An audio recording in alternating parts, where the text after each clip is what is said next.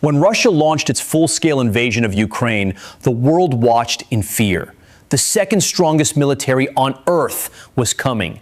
Unstoppable, ruthless, destined to obliterate everything in its path.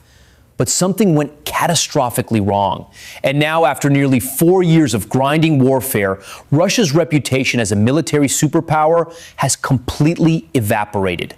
The casualties tell the story. Around 1.3 million Russian soldiers killed or wounded. That's a number so staggering that no army, not even Russia's, can absorb it without fundamental collapse. But here's what most people miss. It's not just the raw numbers that matter. It's who Russia is losing. The elite forces, the best trained, most experienced soldiers in the entire Russian military. And they're being annihilated. Let me walk you through exactly what's happening, because once you understand the scale of these losses, you'll see why Russia's military is fundamentally broken and may never recover. Start with this. Russia's elite units were never supposed to be used like this. The VDV Paratroopers, the Spetsnaz Special Operations Forces, the naval infantry marines. These are specialized troops, years of training, decades of operational experience. They're meant for precision missions, capturing key objectives, operating behind enemy lines, conducting surprise attacks that break enemy morale. They're not cannon fodder. They're not meant to be thrown into grinding frontline assaults with minimal equipment and no air support. But that's exactly what happened, and the results have been catastrophic. Let's start with the VDV. For generations, Russian airborne forces were regarded as among the finest paratrooper units on the planet. They had a stellar record. Chechnya, Georgia, Syria, they got the job done. When Ukraine began, Russia naturally tried to deploy them the same way. Early in the conflict, VDV paratroopers were dropped at Hostomel Airport, just outside Kyiv. The objective was clear: seize the airport, cripple Ukraine's ability to reinforce the capital, open the door for a rapid Russian victory.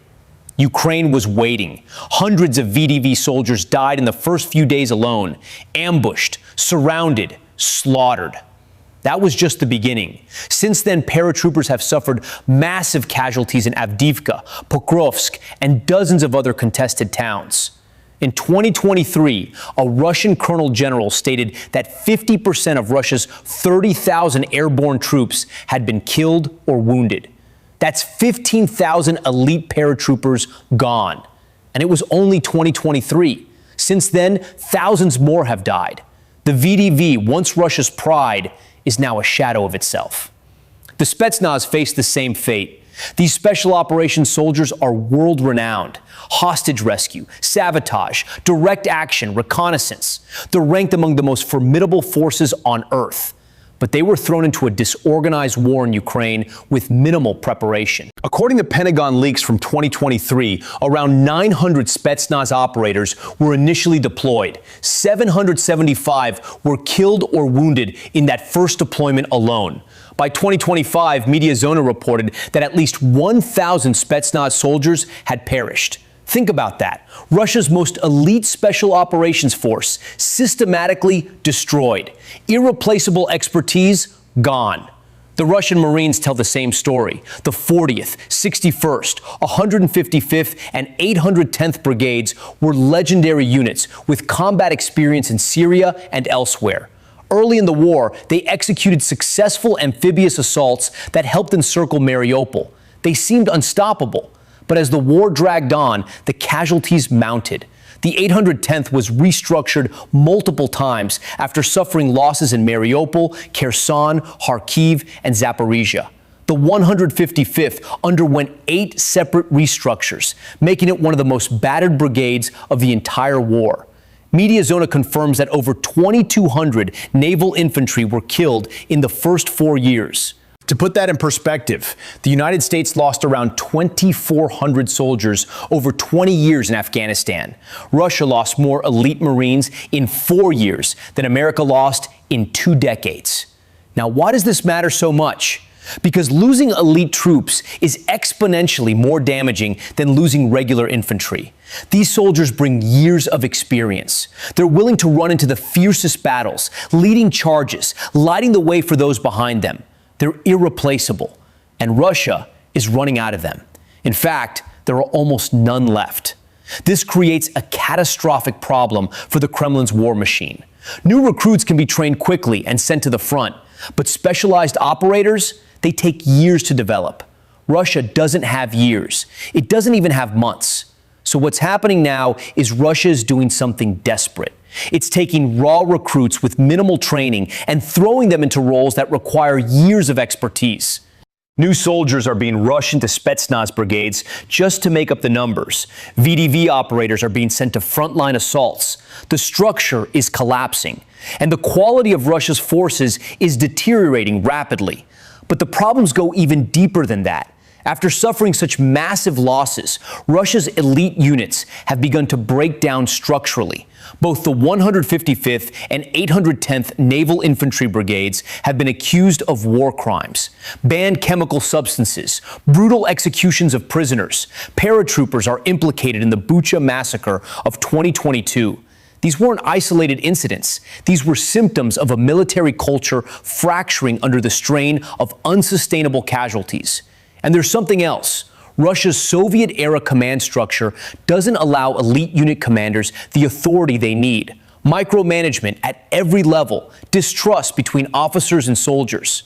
When combined with catastrophic losses, this creates a culture where discipline breaks down and soldiers lose faith in their leadership. Meanwhile, the broader Russian army is in free fall. Reports confirm soldiers with terminal illnesses being sent to the front, men with missing limbs, convicts, ethnic minorities tricked or blackmailed into service. Russia is recruiting African mercenaries and begging North Korea to send soldiers. The quality of personnel has collapsed. And the commanders? They've become increasingly brutal. Hundreds of videos show Russian officers torturing, abusing, and even killing soldiers under their command. Soldiers locked in cages, electrocuted, sexually assaulted, forced to fight to the death in pits. Soldiers with broken legs sent to battle on crutches. This is not an army anymore. This is a criminal enterprise. Here's where it gets worse. Over a 6-month period, a Russian government website received 12,000 complaints accusing commanders of corruption and violence. Russian soldiers are being extorted by their own officers. The price list is staggering. $2,000 to avoid frontline duty as a drone operator, $6,000 to serve in the rear, $12,000 for medical discharge. Soldiers are pressured to hand over up to 80% of their salaries just to stay alive. Pay up or die. That's the choice. And because Russia's economy is collapsing, poor people keep signing up, desperate for money, only to be systematically robbed and abused by their own commanders. The strategic implications are devastating. Russia is losing more soldiers than it can recruit. In early 2026, for the first time, recruitment fell below casualty replacement. The Kremlin is offering increasingly desperate cash incentives, misleading recruitment videos, full-scale mobilization looms. But even that may not be enough. Ukraine, meanwhile, is getting stronger. More lethal drones, longer-range missiles, better morale. Ukrainian commanders believe they can inflict 50,000 Russian casualties every month. Meanwhile, Russian commanders are too busy extorting their own troops to focus on actual strategy. The balance of power is shifting. Russia is on the wrong end of the equation. The data is unambiguous. Russia's elite forces are gone. Its regular forces are collapsing. Its command structure is corrupt and brutal. Its economy cannot sustain the war. And there's no path forward. Throwing more men into the meat grinder is not a winning strategy. It's a losing one. And Russia knows it. The country is now blurring images of military cemeteries in pathetic attempts to hide the scale of the disaster. But you can't hide 1.3 million casualties. You can't hide the destruction of an entire generation of soldiers. You can't hide the fact that the second strongest military on earth has been systematically dismantled by a smaller, poorer neighbor that refused to surrender.